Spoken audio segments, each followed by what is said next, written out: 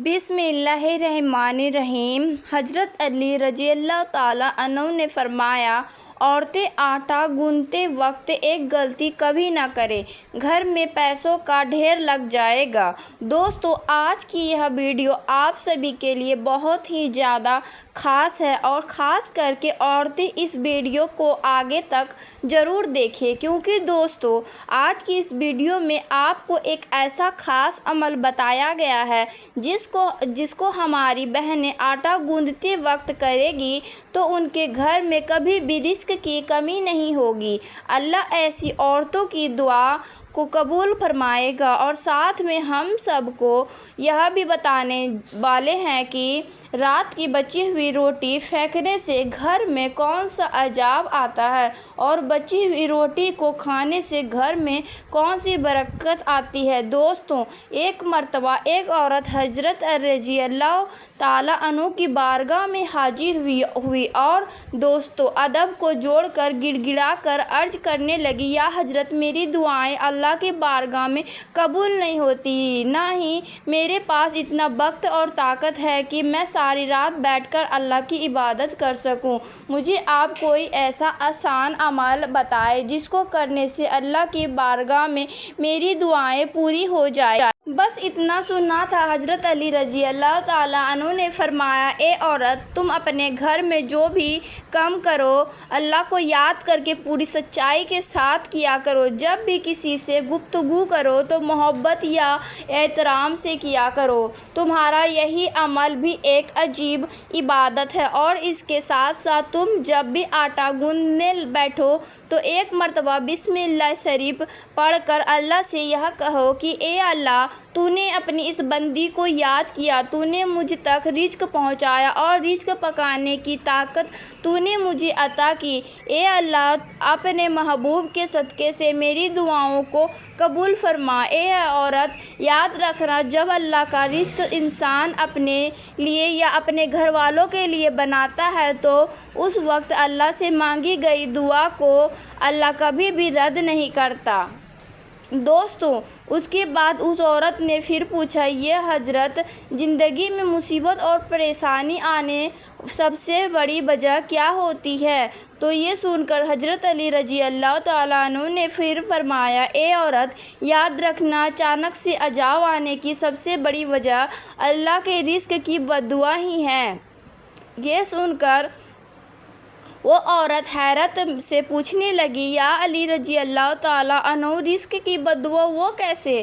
تو یہ سن کر حضرت علی رضی اللہ تعالیٰ عنہ نے فرمایا، اے عورت، جب انسان بچے ہوئے کھانے کو زمین پر پھینک دیتا ہے اور اس کے بعد وہ اللہ کا رزق کو زمین میں پیروں تلے کچلتا ہے تو اسی وقت وہ رزق اللہ سے فریاد کرتا ہے، اے اللہ، تو نے مجھے انسان کے لیے پیدا تو کیا، لیکن انسان میری قدر سے بے وافق ہو کر مجھے پیروں تلے کچل رہا ہے۔ اس لیے اے عورت، یاد رکھنا، جب بھی کھانا کھاؤ تو دسترخوان پر بچی ہوئی روٹیاں بھی کھا لیا کرو، پھر اتنا ہی کھانا اٹھایا کرو جس کو تم آخر تک ختم کر سکو، کیونکہ میں نے اللہ کے رسول اللہ صلی اللہ علیہ وسلم سے سنا ہے کہ دسترخوان پر گری ہوئی روٹی جب انسان کھاتا ہے تو انسان کے لیے شفا بن جاتی ہے، لیکن اگر چلتے وقت یہ نہ دیکھا جائے کہ زمین پر روٹی پڑی ہوئی ہے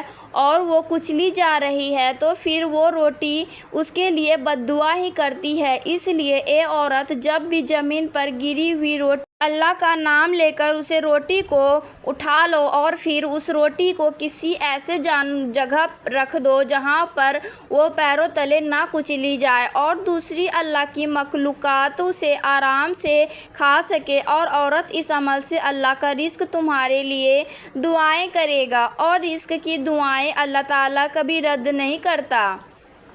دوستو، اسی طرح ایک مرتبہ ایک شخص اپنے گھر سے رات کی بچی ہوئی روٹیاں کو باہر پھینک رہا تھا۔ اس وقت حضرت علی رضی اللہ تعالیٰ نے اسے شخص کو دیکھ لیا تو آپ اس شخص کے قریب گئے اور فرمانے لگے، اے شخص، یاد رکھنا رات کی بچی ہوئی روٹی پر اللہ کا نور برستا ہے۔ رات کی بچی ہوئی روٹی میں برکت اور خوشحالی کی ضمانت ہوتی ہے۔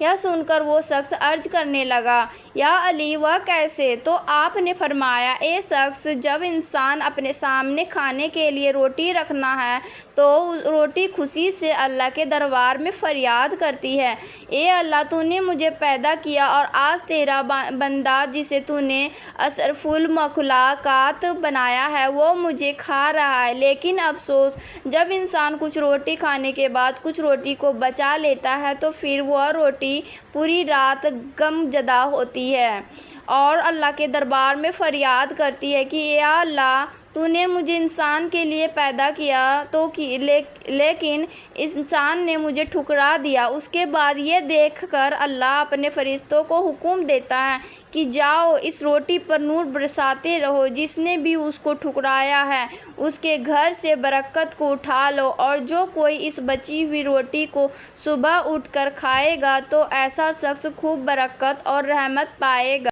کیونکہ میں نے اللہ کے رسول اللہ صلی اللہ علیہ وسلم سے سنا ہے، رات کو بچی ہوئی روٹیوں پر اللہ کا نور برستا ہے۔ اس لیے دوستو، کبھی بھی رات کی بچی ہوئی روٹی کو باہر نہ پھینکا جائے بلکہ صبح ان کو گرم کر کے کھا لیا جائے۔ آج کے دور میں اللہ تعالیٰ کی طرف سے رزق کی اتنی فراوانی ہے، اتنی ہی اللہ تعالیٰ کی ناشکری کی جاتی ہے، اور اسی طرح رزق کی ناقدری بھی ہو تو حق تو یہ بنتا ہے کہ جتنی ہماری اوپر اللہ تعالیٰ کی نعمتوں کی فراوانی اور وسعت ہے، ہمیں اتنا ہی زیادہ شکر ادا کرنا چاہیے۔ شکر ادا کرنا ہے تو دور کی بات ہے، ہم اللہ کے فرائض پورے نہیں کرتے۔ اگر ہم اپنے گھروں پر نظر دوڑائیں تو جس طریقے سے ہمارے گھروں میں روٹی ضائع ہوتی ہے وہ کسی سے مخفی نہیں ہے۔ ایک وقت کی روٹی بچ جائے تو اس کو دوسرے وقت میں کھانا کسی کو گوارا نہیں، اور یہ بچی ہوئی روٹی بعض لوگ تو سنبھال کر چھان بوڑھے بالے کو دے دیتے ہیں، لیکن بعض لوگ اس کا خیال نہیں کرتے اور اس کو کوڑے کے ساتھ پھینک دیتے ہیں۔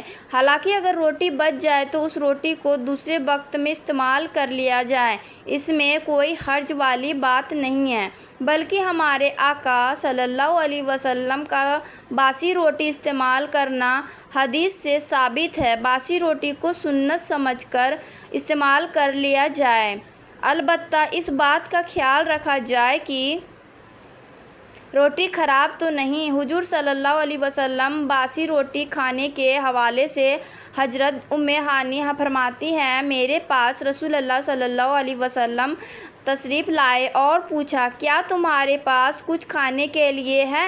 میں نے کہا، نہیں، البتہ باسی روٹی اور سرکہ ہے۔ آپ نے فرمایا، اسے لے آؤ، وہ گھر کبھی غریب نہیں ہوگا جس میں سرکہ موجود ہے۔ حضور نے باسی روٹی سرکہ کے ساتھ تناول فرمائی۔ حضرت سہل بن سعد رضی اللہ تعالیٰ عنہ کی روایت ہے کہ ان سے پوچھا گیا کہ جو کی روٹی کو نبی صلی اللہ علیہ وسلم کیسے پکاتے تھے؟ تو فرمایا، آٹے میں پھونک مار دیا کرتے تھے تاکہ جو موٹے موٹے تنکے ہو وہ اڑ جائے، باقی کو گوندھ لیا کرتے تھے۔ ایک روایت میں ہے کہ نبی صلی اللہ علیہ وسلم کے زمانے میں چلنی نہیں ہوتی تھی اور وہ اس کو پھونک دیا کرتے تھے اور پھر اس کے بعد روٹی بنا لیا کرتے تھے۔ حضرت ابو بکر صدیق رضی اللہ تعالیٰ عنہ اور حضرت عمر رضی اللہ تعالیٰ عنہ جو کہ روٹی بنا چھانے کھایا کرتے تھے، آٹا چھنا ہوا نہیں ہوتا تھا۔ آج کل گیہوں کی روٹی بھی بغیر چھانے کھانا مشکل سمجھا جاتا ہے، حالانکہ بغیر چھنے آٹے کی روٹی جلد ہضم ہوتی ہے۔